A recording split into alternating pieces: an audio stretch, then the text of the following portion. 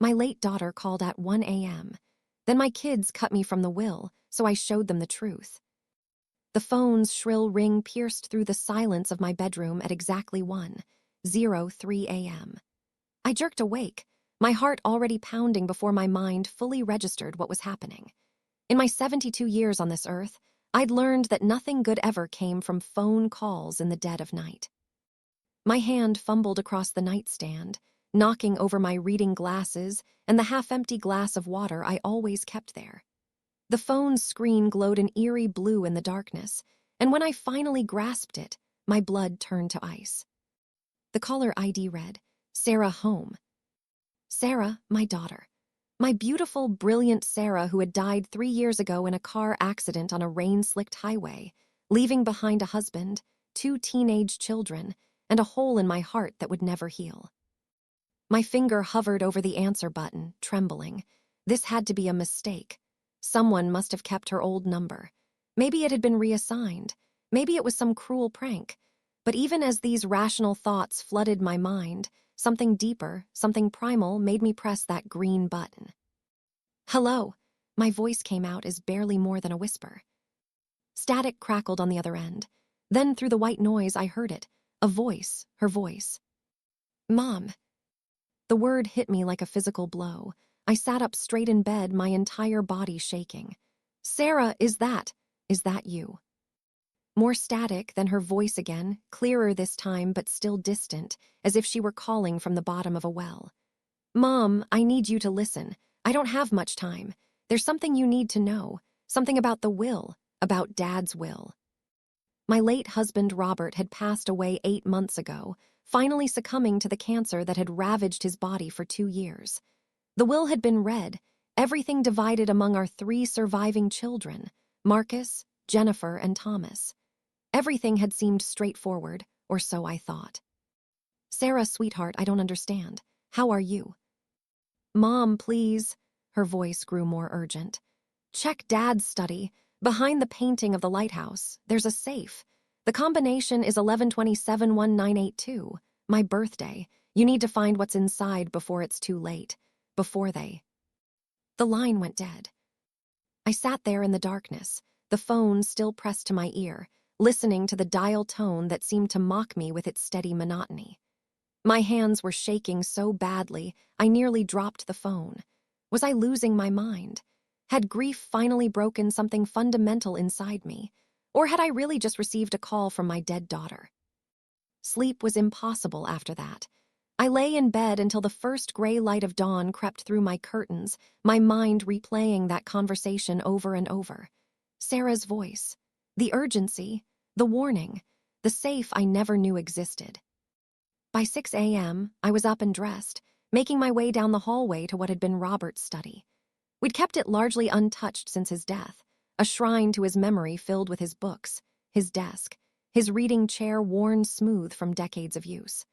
The room still smelled faintly of his cologne and the pipe tobacco he'd secretly smoked when he thought I wasn't paying attention. The lighthouse painting hung exactly where it had for the past 30 years, a wedding gift from Robert's brother. I'd always loved it, the way the lighthouse stood defiant against storm-tossed waves, a beacon of hope in darkness. Now, as I lifted it carefully from the wall, my hands trembling, I wondered what secrets it had been hiding all this time. Behind the painting was indeed a wall safe, its combination lock gleaming dully in the morning light. I stood there for a long moment, staring at it. This was it, the moment of truth. Either I was about to confirm that grief had driven me to madness, or I was about to discover that last night's impossible phone call was somehow real. With shaking fingers, I entered the combination, 11271982, Sarah's birthday. The lock clicked open with a sound that seemed impossibly loud in the quiet study. Inside the safe were several items, a thick manila envelope, a small jewelry box, and a leather-bound journal I recognized as Robert's. I pulled everything out with trembling hands and sat down in Robert's chair, my heart hammering against my ribs. I opened the envelope first. Inside were documents, legal papers, bank statements showing accounts I'd never known existed. My eyes widened as I saw the amounts. hundreds of thousands of dollars, money that should have been part of Robert's estate but had somehow never been mentioned during the will reading. But it was the journal that truly changed everything. Robert's handwriting covered the pages, the same neat script I'd seen on birthday cards and grocery lists for 50 years of marriage. But the words themselves were like nothing he'd ever said to me in life.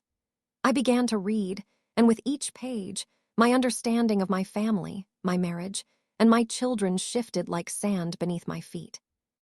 March 15, 2019. I don't know how much longer I can keep this secret. The cancer is spreading faster than the doctors predicted, and I'm running out of time to make things right. Sarah knows. She's always been the perceptive one, the one who sees through pretense to truth. She confronted me last week, and I had to tell her everything. Marcus, Jennifer, and Thomas don't know. They can't know. Not yet. Not until after I'm gone. Sarah made me promise to tell Margaret, but how can I? How do I explain to my wife of 50 years that our life together has been built on foundations far more complicated than she ever imagined? I had to stop reading, my vision blurring with tears. Robert had kept secrets from me. Sarah had known things about her father that I didn't. The betrayal stung, sharp and immediate, even though both of them were gone now. But I kept reading. I had to know. The journal entries painted a picture I never could have imagined. Robert's business, which I'd always believed was doing well, had been in trouble for years. To save it, he'd made deals with people he shouldn't have, borrowed money from sources that charged more than interest. And when things got desperate, he'd done something that made my blood run cold. He'd embezzled from his own company's pension fund. April 3, 2019. I've set aside money to pay it all back. It's taken me years, working in secret, moving funds carefully where the others won't find them. The offshore accounts, the investments in Sarah's name, the trusts I've established. It's all there, enough to repay every penny I took, plus interest. Enough to make the employees whole again. But Marcus, Jennifer, and Thomas can never know about any of this. They've been pushing me to liquidate everything, to divide it all up now so they can have their share before the cancer takes me. If they find out about these hidden accounts, they'll take the money and run. The pension fund will never be repaid. The people who worked for me their entire lives will lose everything. Sarah understands. She's helped me set up safeguards, legal barriers to keep the funds protected until after my death, when the pension repayment can be executed automatically. She's the executor of a secret codicil to my will, known only to my lawyer, James Patterson. The money has to go where it needs to go. My hands shook as I turned the pages. There was more, so much more. Details about Marcus's gambling debts, about how he'd been secretly asking Robert for money for years. Information about Jennifer's failed business ventures that she'd hidden from everyone, funded by loans from her father that were never meant to be repaid.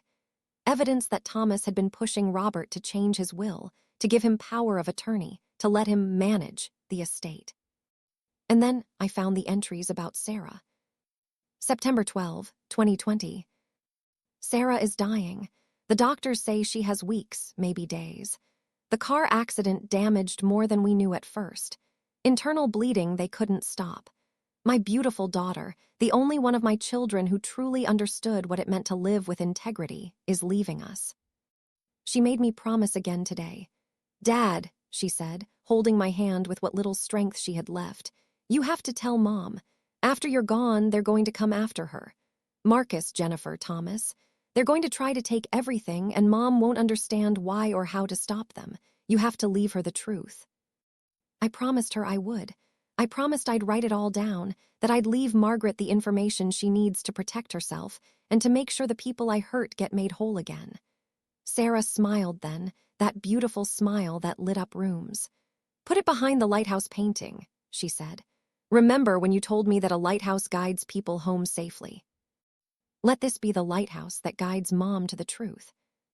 I was sobbing now, great heaving sobs that shook my entire body. Sarah hadn't died instantly in that car accident 3 years ago. She'd lived for weeks, suffering, and I'd been there every day, holding her hand, telling her everything would be okay. But she'd known she was dying. She'd known and had used her final days to try to protect me from something I didn't even know was coming. The last entry in the journal was dated just a week before Robert's death. December 10, 2023. This is my final entry. I'm too weak to write much more. The morphine makes my thoughts fuzzy, but some things are crystal clear. Margaret, my love, if you're reading this, it means I'm gone and somehow you've found this journal. I'm sorry I wasn't brave enough to tell you these things to your face. I'm sorry I let fear of disappointing you keep me silent. You deserved better than a husband who lied by omission. The safe contains everything you need. The documents prove where the money came from and where it needs to go. James Patterson has copies of everything. He'll help you navigate what comes next. But there's something else you need to know. After my death, Marcus, Jennifer, and Thomas are planning to contest portions of the will that benefit you. They're going to argue that you unduly influenced me in my final months, that you manipulated a dying man to secure more of the estate for yourself. They have lawyers ready. They have documents prepared. They think I don't know, but I do. I've always known. They want you out of the house, out of their lives, cut off from the family. They see you as an obstacle to their inheritance, nothing more. I'm sorry, Margaret. I'm sorry I failed to raise them better. I'm sorry I didn't see what they were becoming until it was too late. Sarah tried to warn me years ago. She saw what I couldn't or wouldn't see. Our other children have become people who value money over everything else. People who would sacrifice their own mother for a larger share of an inheritance. Fight them, Margaret. Don't let them win. The documents in this safe prove that the accounts they're trying to claim don't belong to them. That money belongs to the pension fund, to the people I wronged. Make it right. Sarah would want you to make it right. I love you. I've always loved you. I'm sorry my love wasn't enough to make me brave. I sat there for a long time, the journal open in my lap, watching the morning sunlight creep across the floor of Robert's study. 50 years of marriage, and in the end, my husband had been a stranger. A good man who'd made terrible choices. A father who'd failed to teach his children what truly mattered. A husband too afraid of disappointing me to tell me the truth. And Sarah, my darling Sarah, who'd spent her final days not railing against the unfairness of her shortened life, but trying to protect me from dangers I couldn't see. Sarah, who had somehow called me last night from beyond death itself to guide me to this lighthouse, to these truths. Or had she? I spent the rest of that day going through every document in the safe, making copies of everything, organizing it all into neat piles that told the story Robert had been too afraid to tell me himself. By the time evening fell, I had a clear picture of what had happened and what was about to happen. The next morning, I called James Patterson, Robert's lawyer. He answered on the second ring. Mrs. Hartwell, I've been expecting your call. Those words sent a chill down my spine. You knew about everything. I did, he said quietly. I'm sorry, Margaret. Robert swore me to professional secrecy while he was alive. But now that you've found the safe, we need to meet. There are things you need to know before your children make their move. We met at his office that afternoon. James was a man in his 60s, with kind eyes and the sort of gentle demeanor that made him easy to trust. He'd been Robert's friend as well as his lawyer, and I could see the weight of these secrets had been a burden on him too. How much of the journal did you read? He asked as he settled into his chair across from me. All of it. He nodded slowly.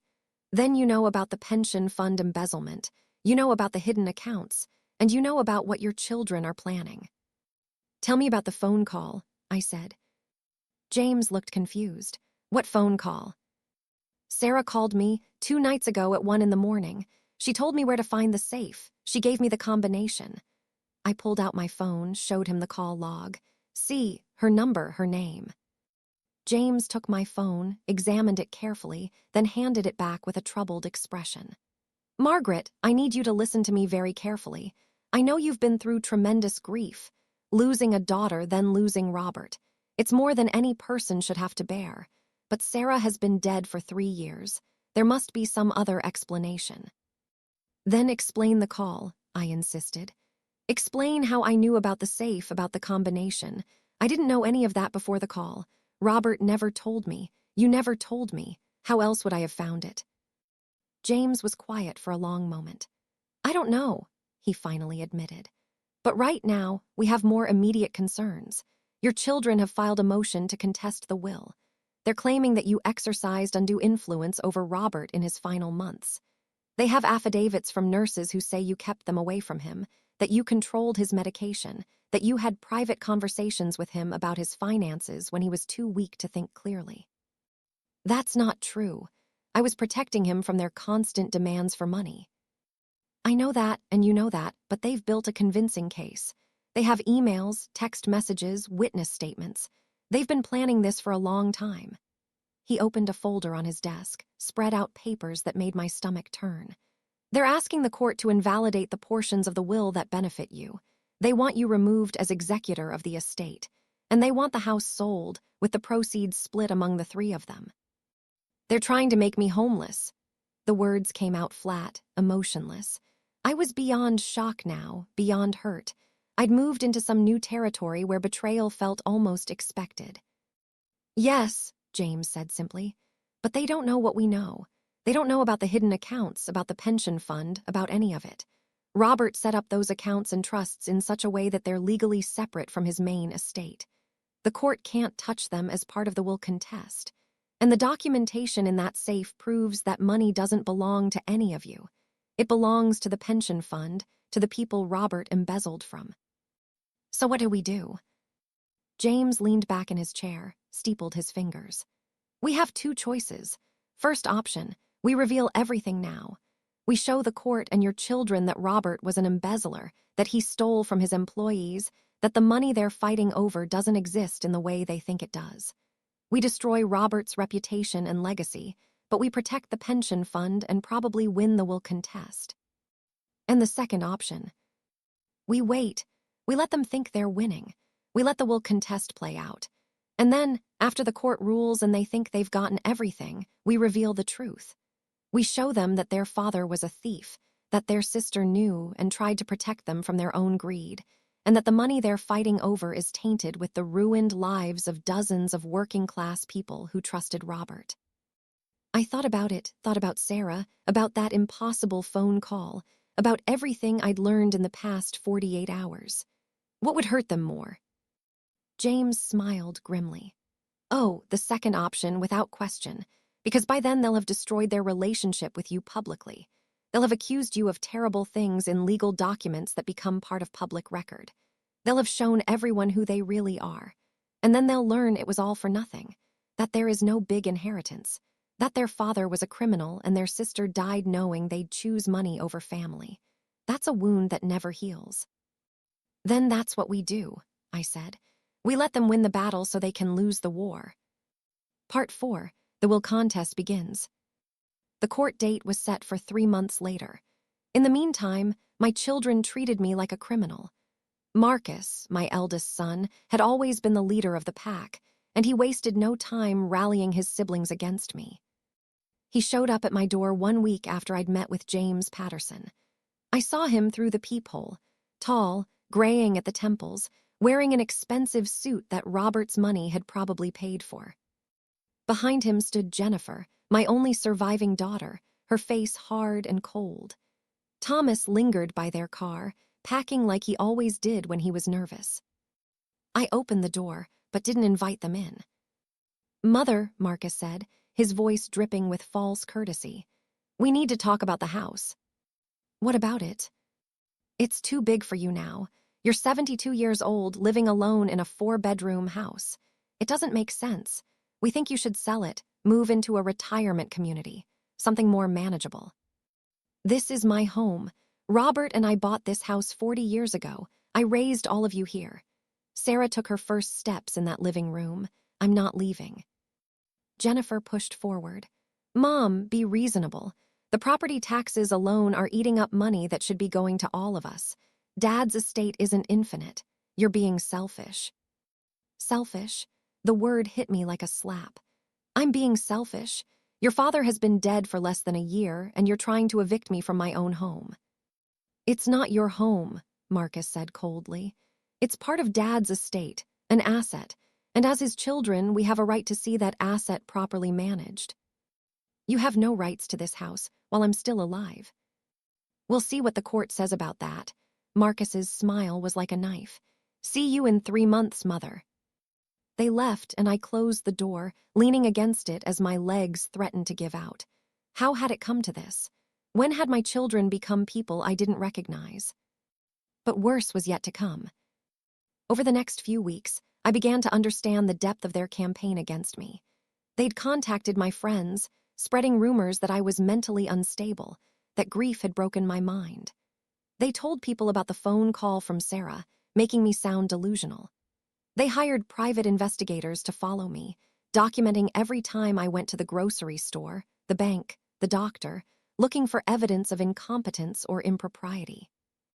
They even went to my church, the place where I'd worshipped for 40 years, and told Reverend Thomas that they were concerned about my mental health, that I was talking about receiving calls from my dead daughter, that they worried I might hurt myself. The isolation was crushing. Friends stopped calling. Invitations dried up. I became a ghost in my own life, haunted by the daughter who should have been dead and hunted by the children who wished I was. But I had James Patterson, and I had the truth, and I held onto both like lifelines. And then, exactly 6 weeks before the court date, my phone rang again at 1 a.m. I was awake this time, had been awake for hours, going through more of Robert's papers, finding more evidence of his careful planning. When the phone rang, I wasn't surprised.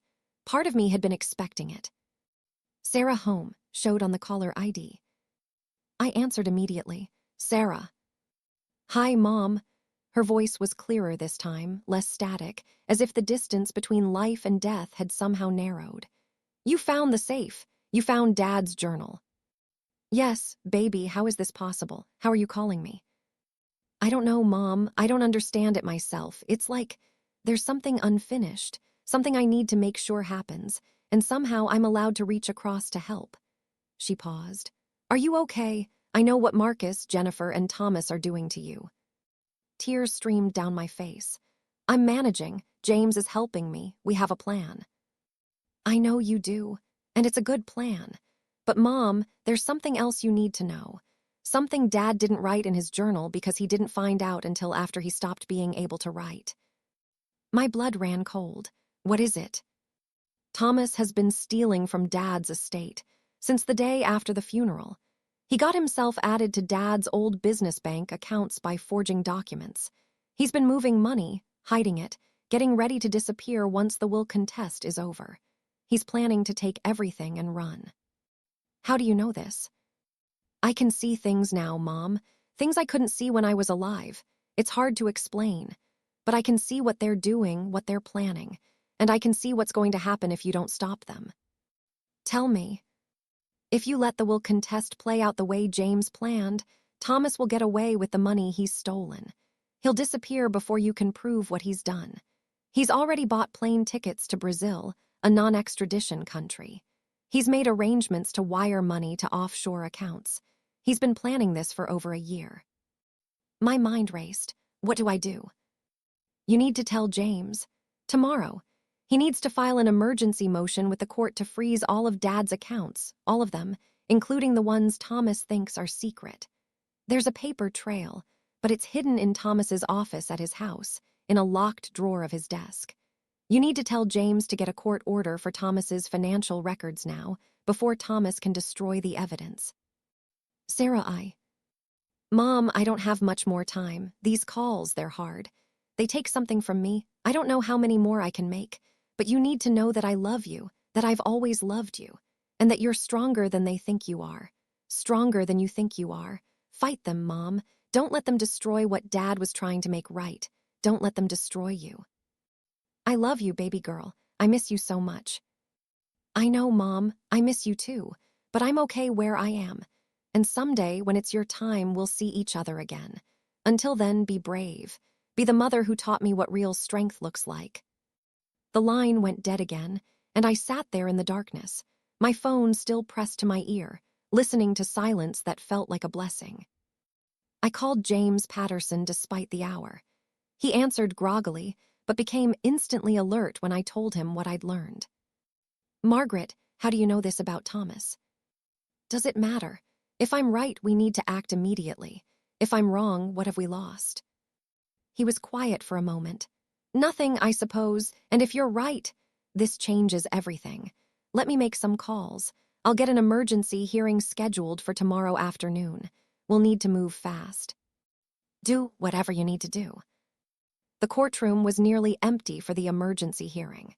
Just me, James, Thomas and his lawyer, and Judge Sandra Brennan, a stern woman in her 50s who looked distinctly unhappy to be there on such short notice.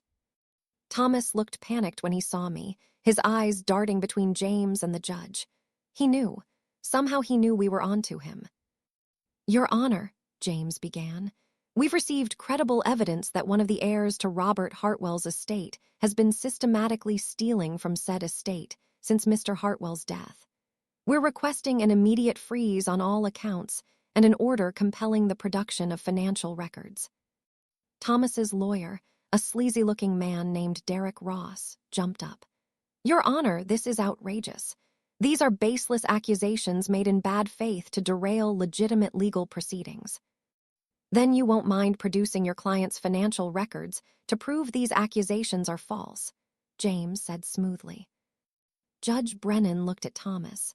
"Mr. Hartwell, do you have any objection to producing your financial records if the court orders it?"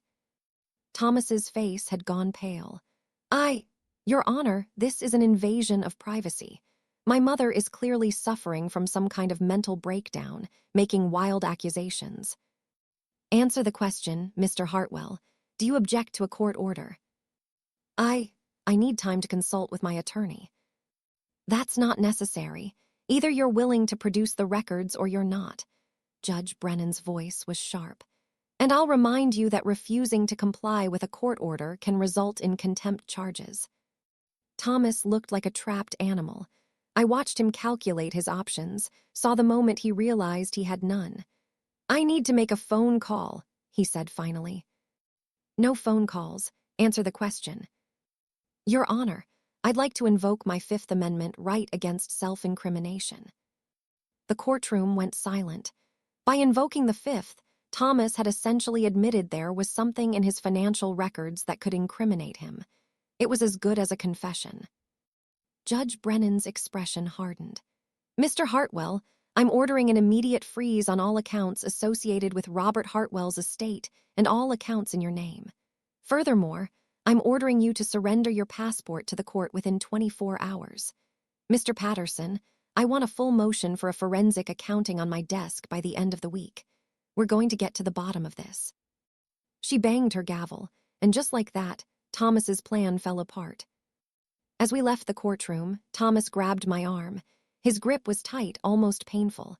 "You did this," he hissed. "You're destroying this family." I looked at him, this son I'd raised, this man I barely recognized. "No, Thomas, you did this. You and your greed." "How did you know?" His eyes were wild, desperate. "How did you find out about the accounts?" I thought about Sarah, about her impossible phone calls, about the love that had reached across death itself to protect me. "A little bird told me," I said. The forensic accounting took 6 weeks. What they found was worse than Sarah had told me. Thomas hadn't just been stealing from the estate. He'd been embezzling from his own company, cooking the books, setting up shell corporations. He'd been doing it for years, long before Robert died. My son was facing federal charges, possible prison time. And when Marcus and Jennifer found out what Thomas had done, instead of being ashamed, they turned on each other. Marcus hired his own lawyer and tried to distance himself from Thomas, claiming he'd known nothing about his brother's criminal activities. But the investigation revealed that Marcus had been receiving regular payments from Thomas, money that couldn't be explained as legitimate transactions.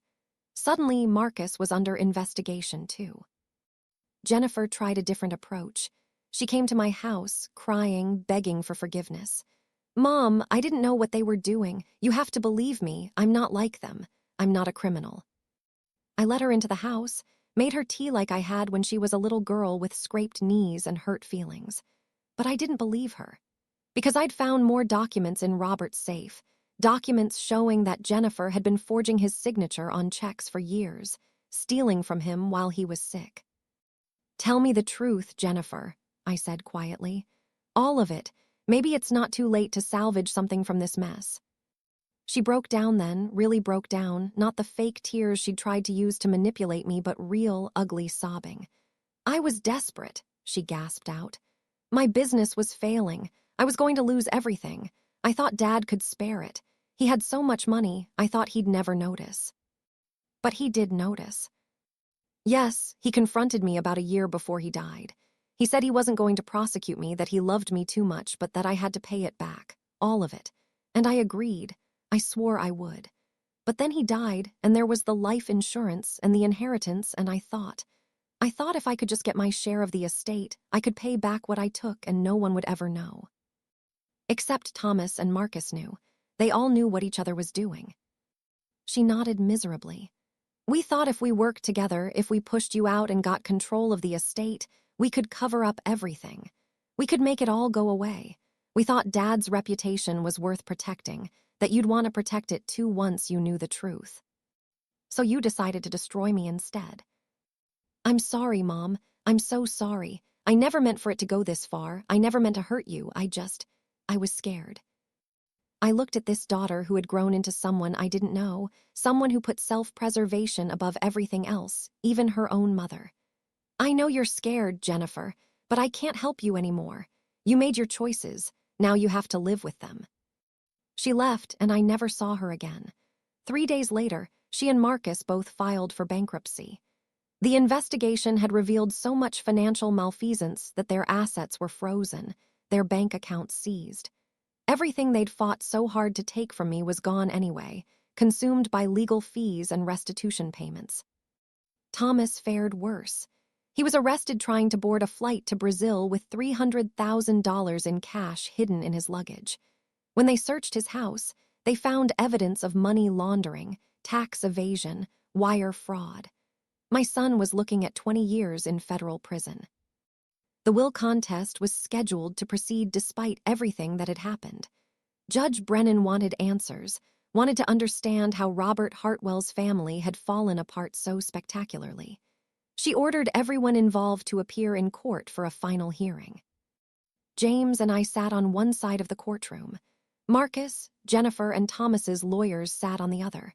Thomas himself was in jail, denied bail as a flight risk. Marcus looked like he'd aged 10 years in 2 months. Jennifer wouldn't meet my eyes. "Before we proceed," Judge Brennan said, "I want to understand what's really going on here. Mr. Patterson, you've been awfully quiet through all of this. I have a feeling you know more than you've been saying." James stood. "Your Honor, with the court's permission, I'd like to submit some documents into evidence.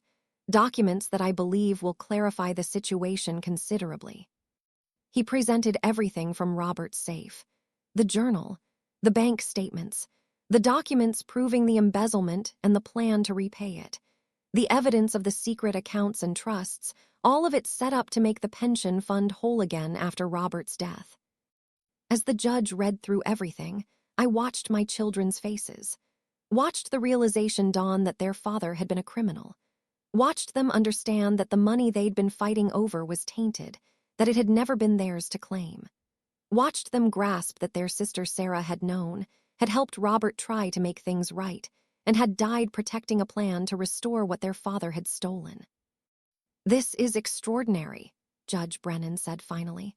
"Mr. Hartwell was planning to repay the money he embezzled from his own company's pension fund." "Yes, Your Honor," James confirmed. "The accounts set up in Sarah Hartwell's name contain exactly enough money to repay every penny stolen, plus interest calculated over the years the money was missing. It was to be executed automatically upon Mr. Hartwell's death through a series of trusts and transfers. No one could stop it, no one could contest it, because the accounts legally belonged to Sarah, and upon her death 3 years ago, they passed into an irrevocable trust with a single purpose: pension fund restitution. And the other children didn't know about this." "No, Your Honor. Only Sarah and Mrs. Hartwell knew. and Mrs. Hartwell only found out after she discovered Mr. Hartwell's safe. Judge Brennan turned to Marcus and Jennifer. So let me see if I understand this correctly. You accused your mother of unduly influencing your father. You tried to have her declared mentally incompetent. You attempted to take her home, her security, everything she had. And all the while, the money you thought you were fighting for was already designated for another purpose. Money that your father stole and your sister helped him plan to return. Is that about right? Neither of them could answer. The shame on their faces was absolute. And you, Mr. Thomas Hartwell, were stealing from the estate even as you accused your mother of doing the same thing. You were preparing to flee the country with money that belonged to your father's estate and to the people he embezzled from. Do I have that right? Thomas's lawyer answered for him. My client declines to comment on advice of counsel. Judge Brennan shook her head in disgust. In 30 years on the bench, I have never seen.